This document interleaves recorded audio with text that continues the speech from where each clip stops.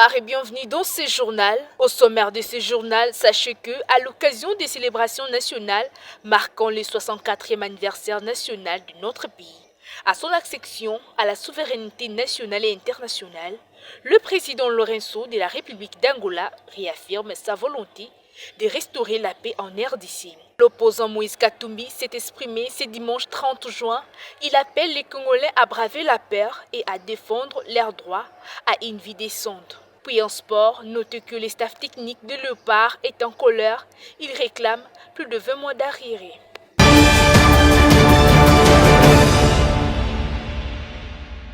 La diplomatie congolaise s'étend de plus en plus sur la scène africaine et permet de nouer encore ses liens avec ses pays voisins.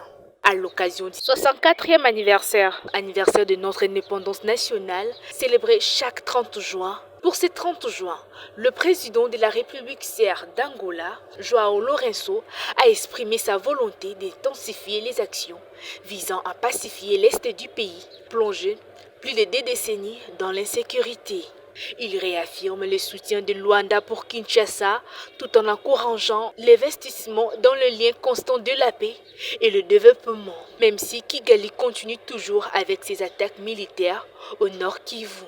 Au cours de son message envoyé à son homologue, le président angolais félicite le peuple congolais, le gouvernement ainsi que le chef de l'État Félix Antoine Tshisekedi Tshilombo pour la célébration du 64e anniversaire. Le chef de l'État angolais veut renforcer la disponibilité du gouvernement qu'il dirige pour travailler de manière coordonnée avec le gouvernement congolais, soit dans la sphère bilatérale, soit dans la SADC et dans les surgiles, pour intensifier les actions qui mènent à la réalisation des objectifs nationaux et stabilité régionale, ainsi que des projets d'intérêt mutuel qui favorisent le développement des deux nations, RDC Angola.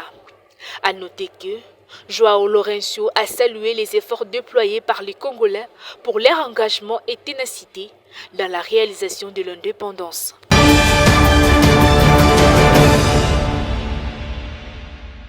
À la tête d'une forte délégation, l'honorable Joseph Bangakia est venu, comme l'exige le règlement intérieur de la Chambre basse du Parlement, informer le président de l'Assemblée nationale de l'existence de ces réseaux créés pour être un laboratoire d'idées et de propositions en matière de la décentralisation. Il motive cette initiative par les disparités qui bloquent la mise en œuvre effective de cette démarche constitutionnelle qui vise notamment à rapprocher les gouvernants des gouvernés en vue du développement à la base. D'après l'élu de Rungu et ancien vice-gouverneur de la province orientale, il était plus qu'important de mettre en place ce réseau au sein de l'institution habilitée à contrôler la gestion de l'exécutif. Nous avons un immense territoire national. Nous ne pourrons pas le développer si le développement ne part pas à partir de la base. Nous sommes conscients de notre rôle de parlementaire ayant cette expérience. Nous allons la mettre à la disposition de la République pour que la RDC se développe de la base, exerce pleinement sa souveraineté sur toute l'étendue de son territoire national et pour que les services publics sont efficaces. Le REPAD, c'est l'abréviation de notre réseau, fera ce travail de laboratoire, de proposition et d'action au service de la grandeur de la RDC. Le président de l'Assemblée nationale, le professeur Vital Kamerhe, a salué la création de ce réseau. Il a rappelé que sa vision à la tête de la Chambre basse du Parlement est de proposer des solutions durables aux différents défis du développement de la RDC. Pour matérialiser les fondamentaux dans ce réseau, Vital Kamerhe a suggéré l'organisation dans les plus brefs délais d'un grand forum sur la décentralisation pour mettre ensemble les députés nationaux, les sénateurs et toutes les autorités impliquées dans cette problématique. Il sera question de réfléchir, sensibiliser et proposer des pistes de solutions pour la réussite de ce processus. Il est à noter que ce réseau est composé notamment des élus, anciens ministres en charge de la décentralisation, anciens gouverneurs des provinces, anciens ministres provinciaux et autorités coutumières.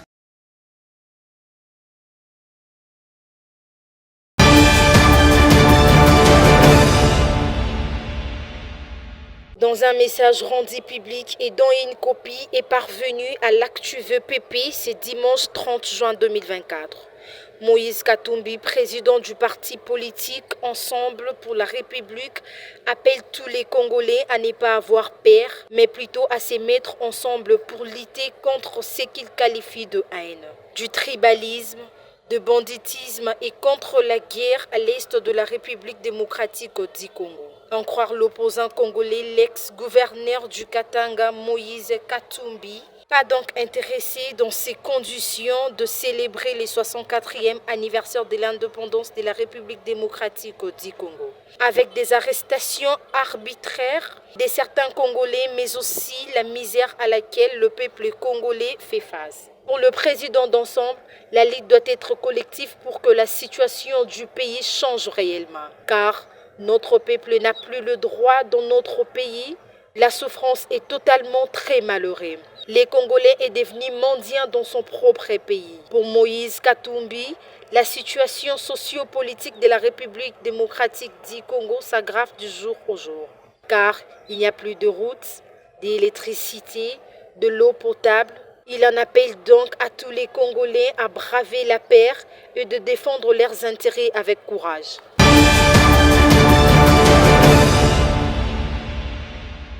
La 5e audience dans l'affaire de l'attaque de la résidence de Vital Kamerhe ainsi que du coup d'État manqué a eu lieu ce lundi 1er juillet devant le tribunal militaire des garnisons de la Gombe. Siégeant en audience foraine à la prison militaire de Ndolo, au cours de la dite audience, l'un des prévenus, Jean-Jacques Wondo, a déposé un autre mémo unique à travers lequel il a formulé beaucoup d'autres demandes, notamment la nullité de pièces versées destinées à être utilisées à titre de renseignement, la restitution de son téléphone portable et de son ordinateur. Dans son argumentaire, l'avocat du prévenu a insisté sur la nullité du procès verbal d'audition de son client et il affirme que cette pièce doit être déclarée nulle et non être utilisée à titre de renseignement.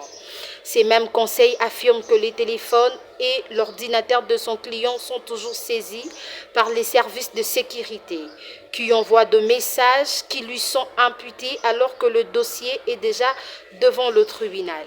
Il a demandé alors l'institution de ce pièce. La 3e demande de l'avocat du prévenu a visé la désignation d'un médecin militaire pour consulter son client et ordonner son transfert pour des soins dans un centre spécialisé. Notez que le tribunal a rejeté toutes ces demandes, jugeant que le prévenu Jean-Jacques Wondo ne montre aucun signe de maladie véritable, pouvant exiger son transfert dans un centre structuré de santé spécialisé.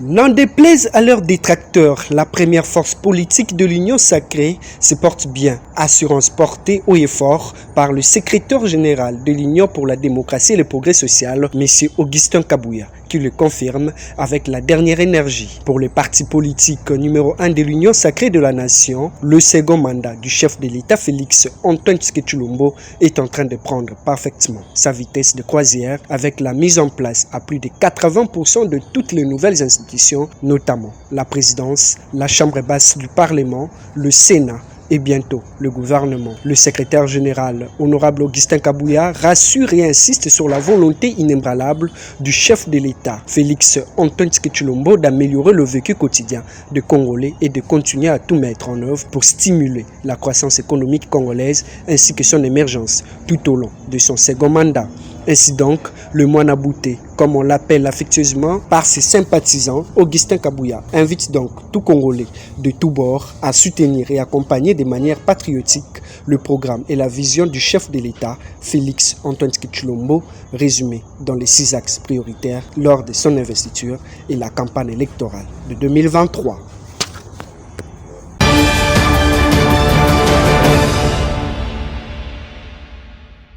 Réunis ce dimanche 30 juin en plénière extraordinaire au niveau de l'aire siège national situé dans la commune de Matete, La Ligue de jeunes nationale de la POSEM, parti cher à son excellence Abdo Etina Bekele, le Muntu, dirigé par de main de maître par son président national, M. Kagembalada Chidou, est monté au créneau. Elle dénonce avec la dernière énergie toutes ces récentes tentatives de manipulation frauduleuse de résultats de dernières élections de gouverneur de Maïndombe qui ont donné comme gagnant valablement élu M. Koso Kevani Lebon, élu par 10 députés sur les 18.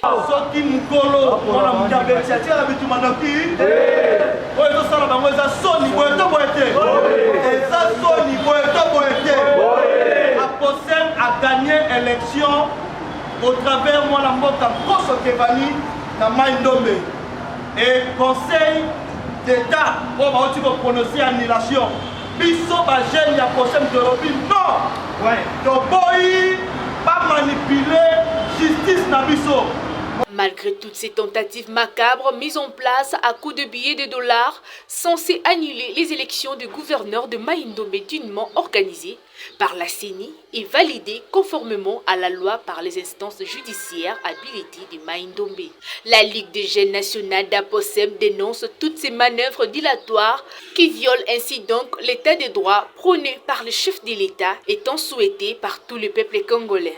La jeunesse d'Aposem demande au président de la République, chef de l'État, son Excellence Félix Tshisekedi Tshilombo, de s'imprégner de cette situation et d'en trouver les solutions idoines.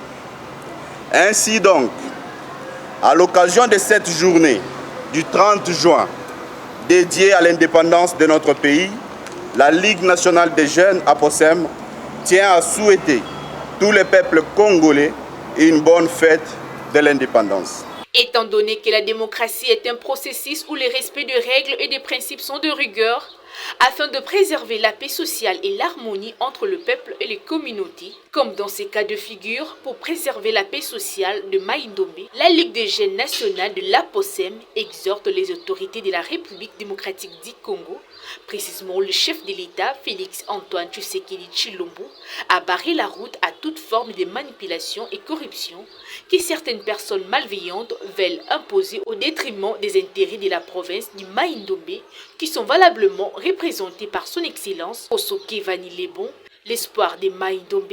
C'est lui en qui tous les fils et filles du Maïndombe ont confiance et veulent voir à la tête de la province pour véritablement développer cette province longtemps négligée. Aposem toujours présent, Aposem toujours présent, présent, présent. Abdo Etina, autorité morale, Fachi Béton, Foumouamamba. Koso Kevani, gouverner. Koso Kevani, gouverner. Koso Kevani, démocratie. Koso Kevani. Je vous remercie.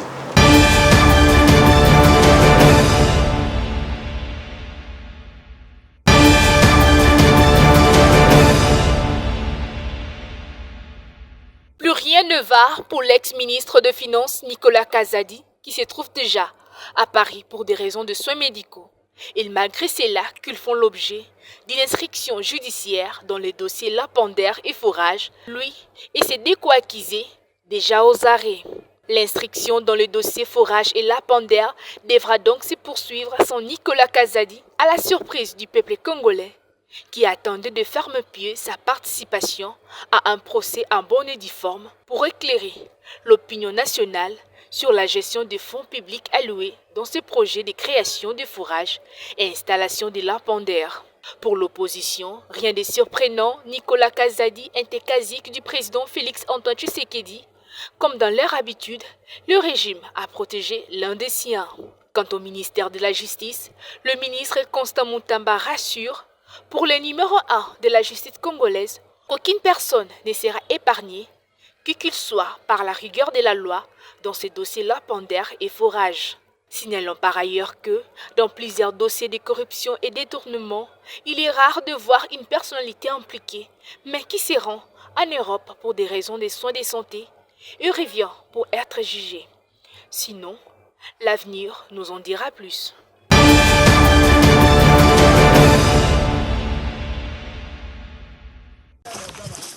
Ils ont entre 18 et 25 ans et ne quittent jamais leurs armes.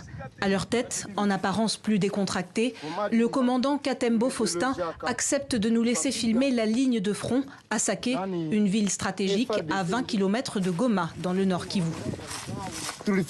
C'est ici qu'on les a battus. Ici. Le M23 était ici. On les a frappés et délogés. On a continué jusqu'à Kimoka. Les Wazalendo, les patriotes en français, comptent parmi la dizaine de groupes armés actifs dans l'est du pays. Depuis plusieurs mois, ils combattent les rebelles du M23. Ils affirment avoir repris le contrôle de cette zone avec le soutien de l'armée congolaise. Depuis 2022, un décret autorise ici l'alliance entre militaires et groupes armés. Heureusement que le gouverneur militaire nous aide de temps en temps lorsque nous sommes dans les opérations militaires. Tous ces soutiens nous ont permis de tenir nos positions. La cité est considérée comme le dernier verrou sécuritaire de Goma. Alors pour éviter qu'elle ne tombe aux mains de l'ennemi, les jeunes Wazalendo patrouillent en permanence. On fait une ronde tous les matins et d'autres prennent la relève dans la journée. Nos responsables nous encouragent et on prie Dieu pour qu'il nous donne la force de combattre sans être terrassés par la fatigue. Vous pensez pouvoir tenir ? Oui, nous allons tenir, parce qu'on a laissé nos femmes et nos enfants. C'est pour eux qu'on se bat, qu'on défend notre terre. Face à la violence des affrontements, les habitants qui le pouvaient ont pris la fuite. Saké est désormais une ville fantôme. Des milliers de civils ont trouvé refuge dans le camp de Lushangala, comme Aline Boma et ses 4 enfants qui tentent d'y survivre depuis 8 longs mois. Son frère a rejoint les Wazalendo et elle place beaucoup d'espoir dans sa lutte, qu'elle dit très difficile. Mon petit frère a dit qu'il ne pouvait pas rester dans le camp et qu'il devait défendre le pays parce qu'en tant que déplacé, on souffre trop. Je suis fière de voir comme il se bat pour nous défendre. Il faut qu'on leur donne des uniformes, des armes et de la nourriture parce que c'est difficile d'aller au front sans manger. Ce manque de moyens, une autre déplacée le déplore. Il manque d'aide et de nourriture. Il faut que notre gouvernement appuie ces jeunes, car ils se battent pour le pays. Ils ont fait le choix d'être Wazalendo. Ils se battent pour nous autres déplacés, pour que nous puissions rentrer chez nous. Un espoir dont le pire ennemi reste le temps. Dans les territoires de Rutshuru et Masisi, les combats entre l'armée congolaise et le M23 font rage depuis fin 2021.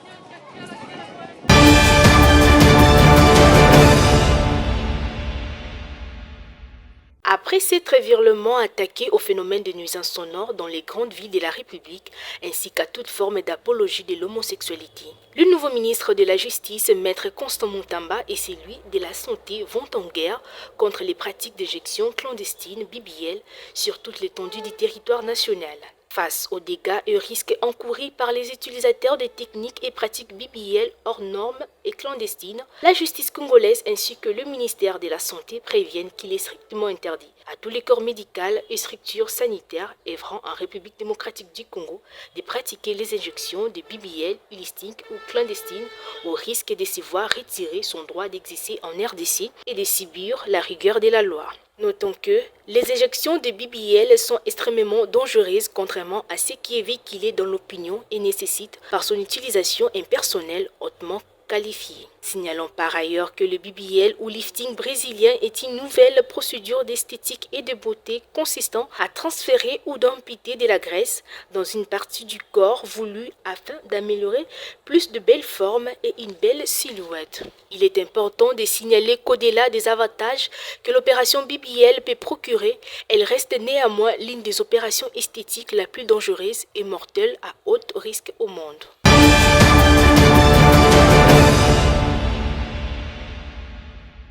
Il a fallu qu'il descende de ses nuages pour tenir compte de ses propos. L'artiste et comédien Madiadia Aimé, connu sous le nom de Lutea Kanda, a été suspendu de médias pour une durée de 70 jours par le Conseil supérieur de l'audiovisuel et de la communication. Il est reproché d'être illustré sur les réseaux sociaux par des insultes et propos virils envers le fan de Fally Ipupa au profit de son rival Ferregola. Cette sanction s'applique sur des médias opérant l'ensemble du territoire, qu'il soit national et international. La décision d'ICESAC intervient dans un contexte de vigilance accrue quant au respect de l'éthique et de la déontologie des médias, en particulier les réseaux sociaux. Il s'y est de signaler que le régulateur attend ainsi marquer sa volonté de sanctionner fermement tout dérapage susceptible de porter atteinte à la cohésion sociale. À noter que le pasteur Litéa Kanda est convoqué ce mardi 2 juillet au secrétaire d'inscription du CESAC afin de présenter ses moyens de défense concernant cette affaire qui lui est reprochée.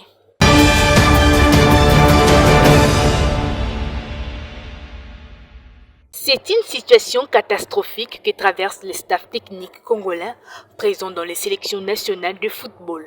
Le manager de la team Leopard Aprime, Josué Toumba, tire la sonnette d'alarme et dénonce leur non-paiement. Ainsi, il évoque qu'il bénéficie seulement des primes à chaque match. Sans contrat, les staffs techniques de Leopard souffrent et montent au créneau pour la non-exécution de leurs contrats signés avec le gouvernement congolais, hormis les sélectionneurs principaux des fauves congolais à prime, Otis Ngoma. Ces staffs techniques accusent d'avoir plus de 20 mois d'arriérés des salaires et d'autres jusqu'à ce jour n'ont pas de contrat. La situation se détériore de plus en plus et qui pourrait se résoudre avec l'aide du gouvernement. Une situation qui va de mal en pire, d'où certaines sélections nationales ont failli connaître des crashs d'avions lors de leurs déplacements dans des conditions épouvantables. Par ailleurs, il demande l'implication personnelle du chef de l'État ou ses services pour ceux qui travaillent dans le sport et dans l'encadrement de la jeunesse congolaise, afin qu'ils soient valorisés.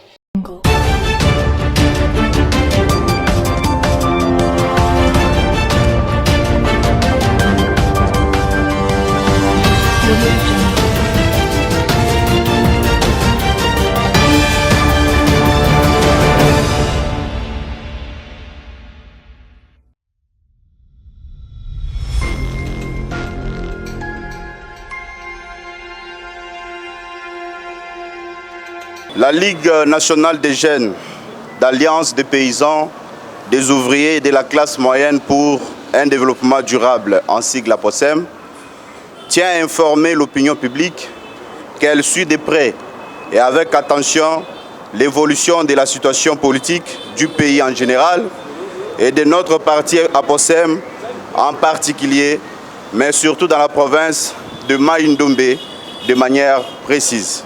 En effet, consécutivement à l'annonce de la décision du Conseil d'État portant sur l'annulation de l'élection des gouverneurs au second tour dans la province du Mai-Ndombe, considérant que l'excellence Kosokevani Lebon et reste le gouverneur élu du Mai-Ndombe, conformément aux résultats publiés par la CENI approuvés par la Cour d'appel de Mai-Ndombe, dont 10 voix contre 8 en défaveur de M. Aimé Mongo.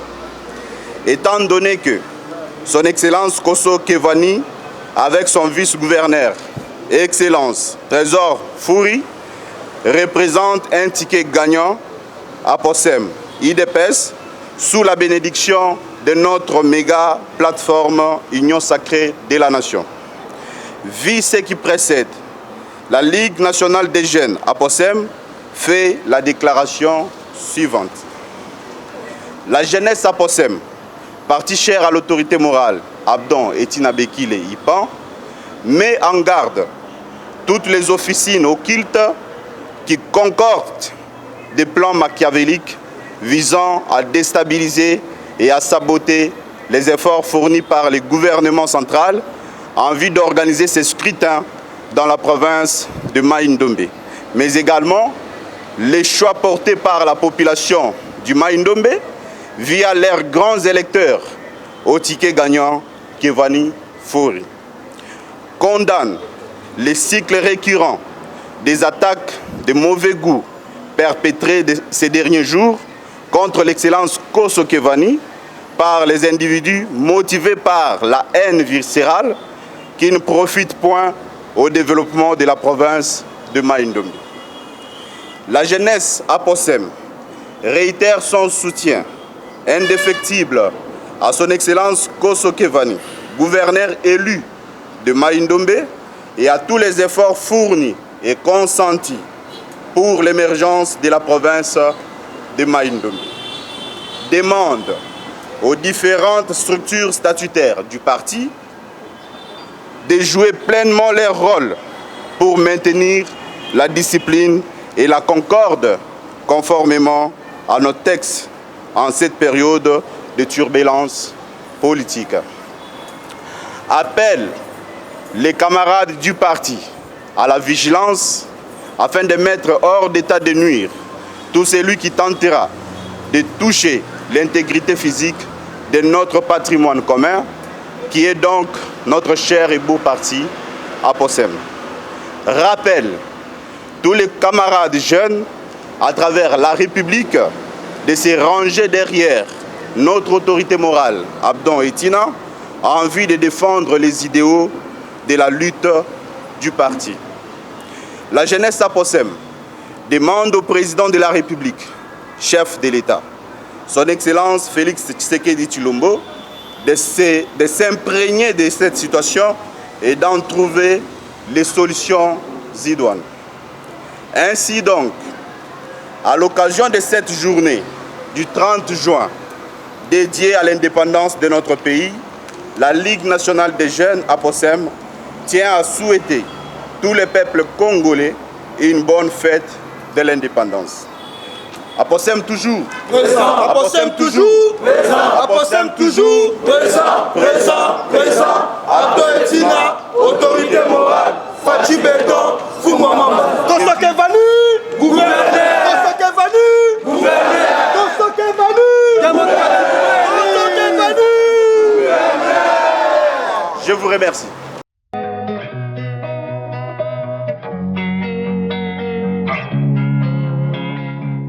Mariquette Mutinga est née d'un père diplomate et d'une mère infirmière.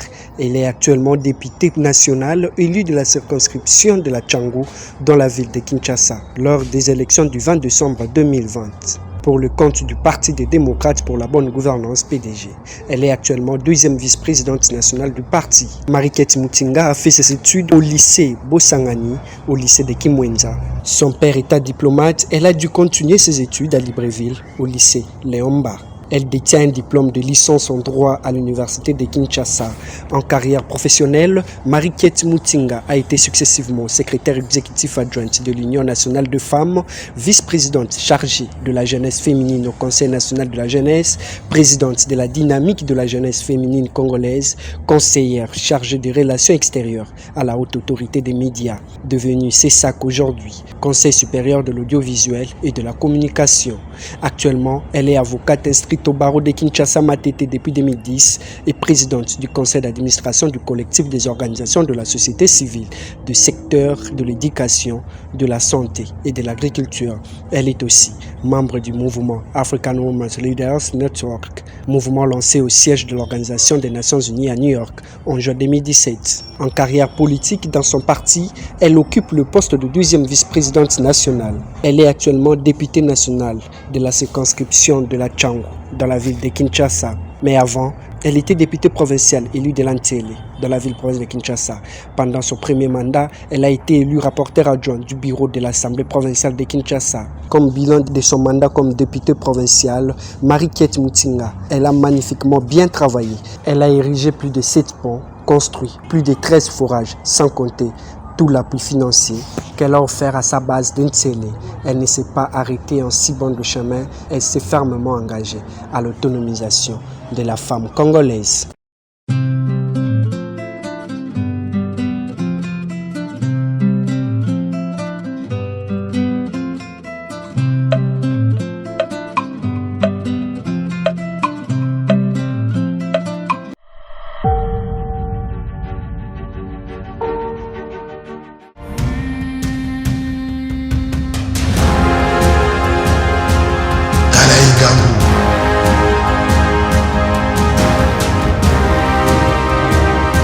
Mwana mboka Kongo ya solo solo.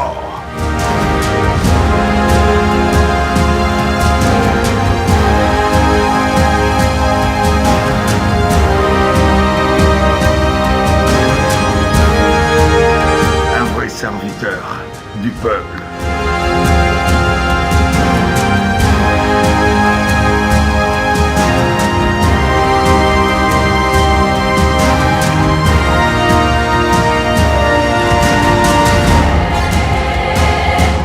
kotombwama ya RDC nde susi na ye penza penza.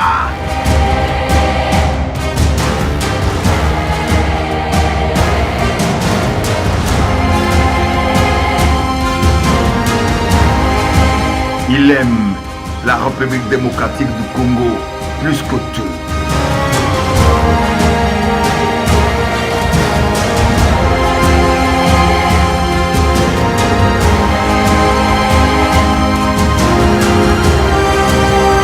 Lui, c'est le professeur Aubin Minaku, Zalanzoko, Mwana Nzambe, le don de Dieu.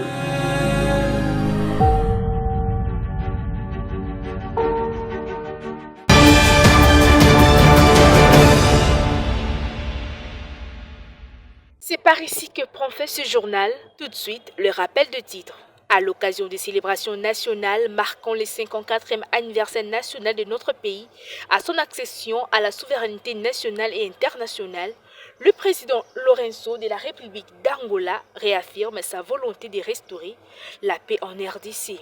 L'opposant Moïse Katumbi s'est exprimé ce dimanche 30 juin. Il appelle les Congolais à braver la peur et à défendre leur droit à une vie décente. Et en sport, notez que le staff technique de Léopard est en colère. Il réclame plus de 20 mois d'arriérés de salaire.